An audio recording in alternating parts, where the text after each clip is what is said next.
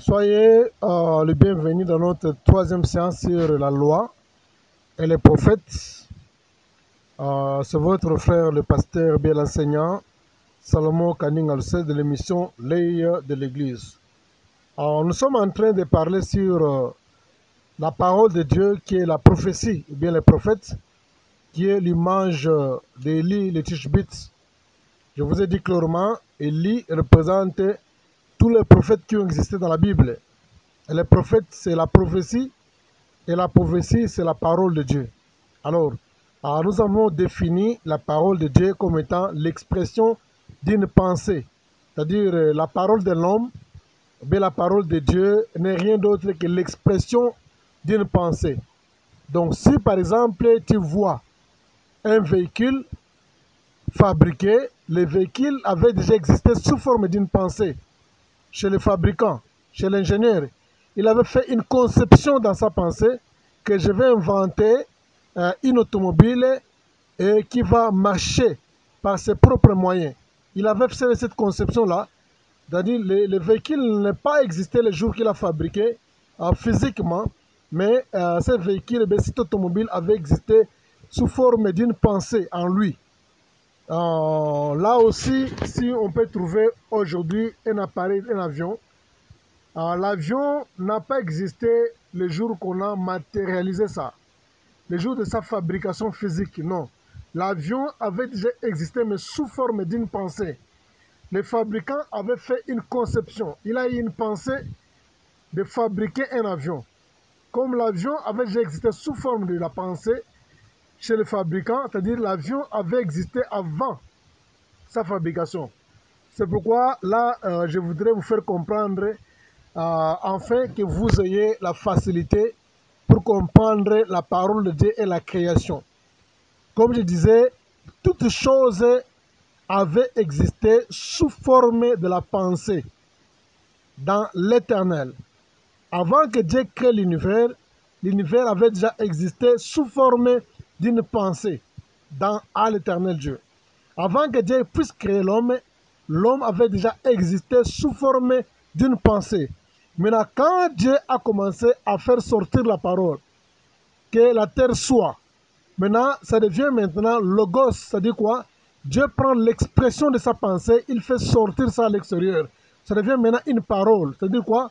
Quelque chose qui existait déjà sous forme d'une pensée, maintenant qui devient logos, maintenant qui est transformé maintenant en parole. La pensée transformée en parole, ce qu'on appelle logos.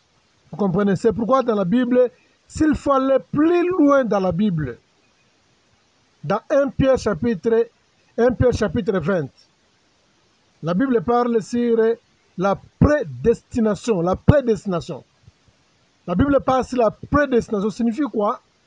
Dieu est en train de nous décrire que même la mort de Jésus-Christ, l'agneau, a été immolé avant la fondation du monde. Donc 1 Pierre chapitre 20, c'est comme ça que vous allez comprendre la parole de Dieu. 1 Pierre chapitre 20. La Bible parle sur la prédestination. C'est ça, la prédestination, c'est ça qu'on appelle l'expression, c'est-à-dire la pensée, la pensée. Donc toute chose existe sous forme de pensée avant d'être matérialisée. Et on parle de le vrai terme de la Bible, c'est la prédestination. Et Pierre est en train de nous décrire que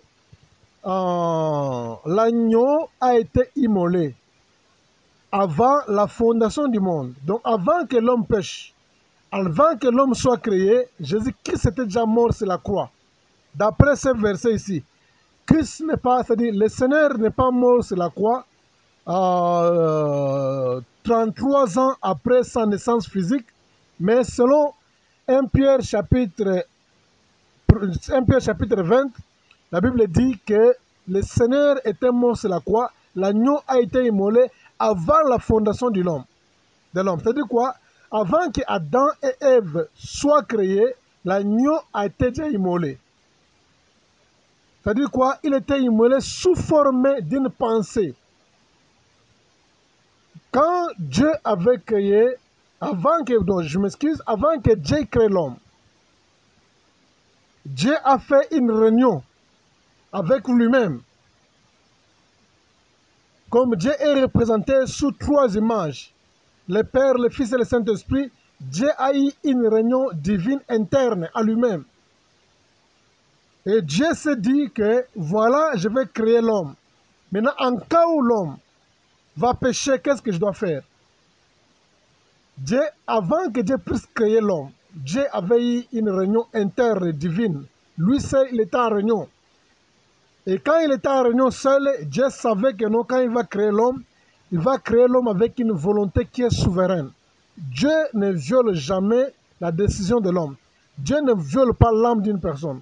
L'âme d'une personne est créée en telle sorte que non, elle est libre de prendre une décision.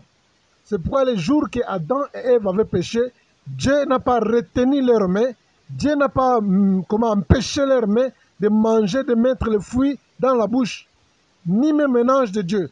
Dieu n'a pas envoyé un ange pour retenir leurs mains, d'éviter qu'ils mettent leurs mains dans la bouche avec le fruit, non. C'est pourquoi Dieu avait créé l'homme avec une volonté souveraine. Dieu savait qu'en créant l'homme avec une âme, l'âme qui est aussi une partie de la volonté, Dieu savait que non, en créant l'homme avec une âme, c'est un acte qui est tellement dangereux. Et Dieu a eu les précautions. En cas où il va violer la loi, qu'est-ce qui va arriver? Et Dieu avait déjà prévu tout. La chute d'Adam et Ève n'est pas une surprise devant les yeux de Dieu. Dieu savait très bien qu'il a créé l'homme avec une volonté souveraine, avec une âme souveraine. L'homme est capable aussi de détruire, il est capable aussi de briser ses lois. Il le savait très bien puisqu'il savait que l'homme a été créé avec une volonté libre, une volonté qui est souveraine, et il était aussi prêt même à briser la loi de Dieu. C'est pourquoi Dieu, dans sa préscience, avant de créer l'homme, il a posé toutes les questions possibles. Il s'est dit que, qu'est-ce que maintenant je vais faire? Puisque l'homme je vais créer l'homme, je vais le créer avec une volonté souveraine pour gérer la terre. Maintenant, en cas où il va pécher, qu'est-ce qui va arriver? Et Dieu a dit, en cas où l'homme va pécher, maintenant, le Fils est mort maintenant. C'est pourquoi, avant que Dieu crée l'homme, Dieu avait déjà tué. Il avait déjà immolé l'agneau. Il avait immolé l'agneau dans la présence. Je parle en termes de prédestination. C'est ça la préscience. Dieu avait déjà immolé l'agneau avant la création de l'homme, avant la création de l'homme, avant la création de l'univers. Et Dieu avait déjà immolé. Donc, Dieu avait déjà permis la mort de Jésus-Christ. Christ n'est pas mort à la croix seulement 33 ans après sa naissance, non.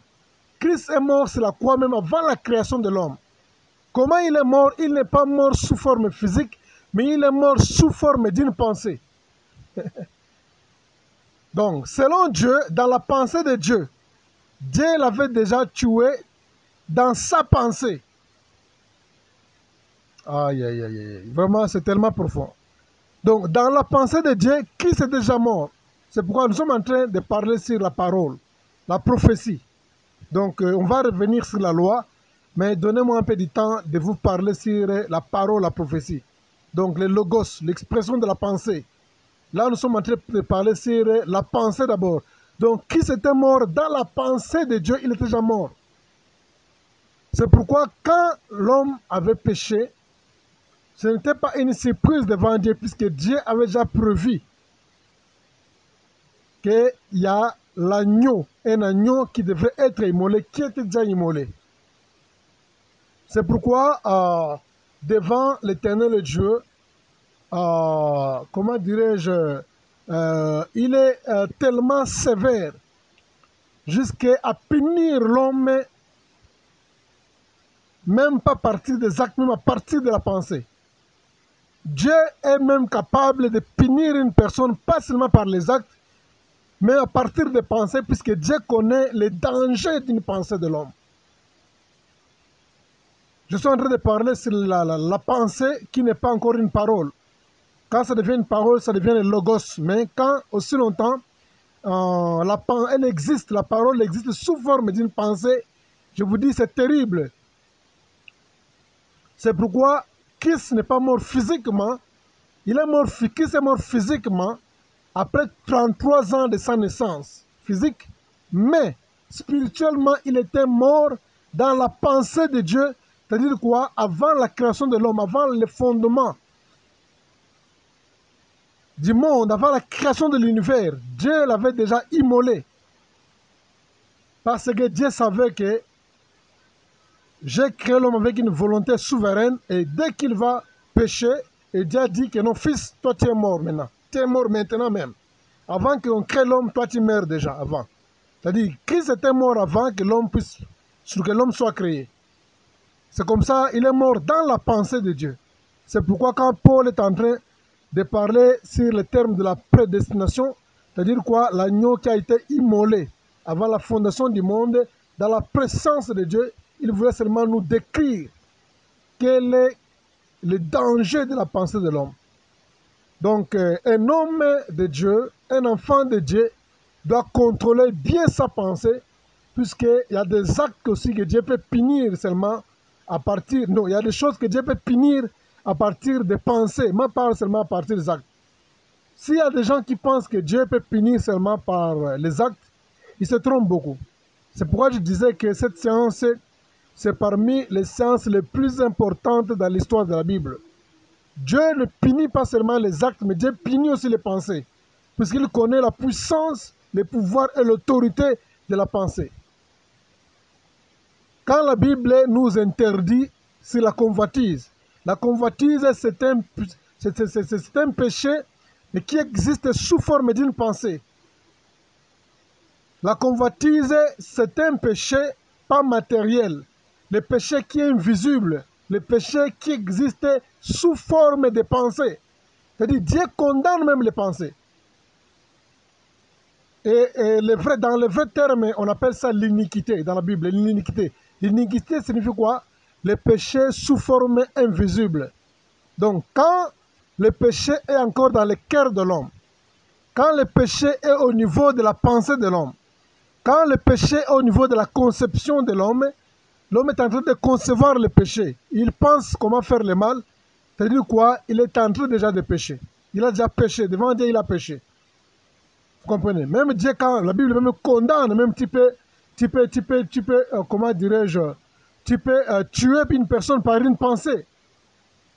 Donc une personne peut être condamnée devant Dieu. Dieu peut condamner. Dieu peut frapper une personne qui pêche par intention. Il a déjà tué une personne par une intention. Donc ça compte devant Dieu. Puisque lui-même, il a immolé l'agneau par la pensée avant la fondation du monde. Alors c'est pourquoi il condamne aussi les actes méchants de la pensée de l'homme. Donc l'iniquité, c'est le péché qui existe sous forme de pensée, le péché qui est invisible. Comme le maître, tu peux tuer une personne, mais sous forme de pensée. Tu peux commettre l'adultère sous forme de pensée. Tu peux boire l'alcool sous forme de pensée. Tu peux assassiner sous forme de pensée. Tu peux fumer la cigarette sous forme de pensée. Tu peux voler sous forme de pensée. Tu peux convoiter sous forme de pensée. Et c'est le péché qui est tellement plus sérieux. Et même le diable n'a pas été précipité par le péché en acte. Le diable a été précipité par le péché sous forme de convoitise. La Bible déclare que Dieu a trouvé l'iniquité en lui. Le diable n'a pas matérialisé l'acte de son péché, mais c'était au niveau. Dieu a vu, il a vu le péché sous forme d'iniquité. Pourquoi? Puisque le péché existait sous forme de la pensée dans le diable. Il avait la pensée de devenir comme Dieu. Il avait la pensée de devenir plus que Dieu. Et Dieu a vu cette pensée-là. Et Dieu a condamné ces pensées qui étaient dans le diable. L'iniquité, c'est-à-dire quoi? Le péché qui est invisible. Et Dieu l'avait chassé à cause de l'iniquité. Donc le diable n'avait pas matérialisé son péché, mais c'était sous forme d'iniquité. Et quand vous lisez dans Ézéchiel, la Bible dit, Fils de l'homme, tu étais intégré dans tes voies jusqu'à ce que l'iniquité fît devant toi. Dieu avait l'iniquité en lui, c'est-à-dire quoi? Le péché sous forme invisible en lui. Et Dieu l'a condamné. Donc, vraiment, il est tellement capital pour tout tout enfant de Dieu de comprendre l'importance de l'expression de la pensée. C'est vraiment tellement profond. Donc la parole de Dieu, c'est l'expression de la pensée de Dieu. C'est-à-dire quoi? Dieu donne beaucoup d'importance à la pensée de quelque chose qui peut exister matériellement. Mais elle avait déjà existé maintenant sous forme de pensée. C'était déjà existé dans la pensée de Dieu. Elle était là. Donc tout ce que tu peux voir aujourd'hui, même quelqu'un qui a fabriqué la télévision avait déjà existé sous forme de pensée. Après, il a matérialisé ça. Alors, tu ne vas pas dire que selon Dieu, la télévision n'a pas existé le jour qu'on a matérialisé ça physiquement. Le jour de la fabrication physique, non. Selon Dieu, la télévision a existé depuis le jour qu'on a fait la conception de la fabriquer. C'est le jour qu'elle a existé. Donc c'est pourquoi, dans la présence de Dieu, quand on parle en termes de la parole, nous sommes en train de parler sur la parole, qui est l'image, je reprends encore, qui est l'image de la prophétie, qui est l'image du prophète, et prophète qui est l'image d'Élie. Nous sommes toujours sur le sujet, on n'a pas quitté le sujet. Je pense bien, on peut s'arrêter là-bas, soyez bénis. Je pense bien que quelqu'un a compris quelque chose. Vraiment, j'ai prié pour que le Seigneur nous aide, afin que nous puissions comprendre que les écailles tombent quand vous suivez ces audios. Merci.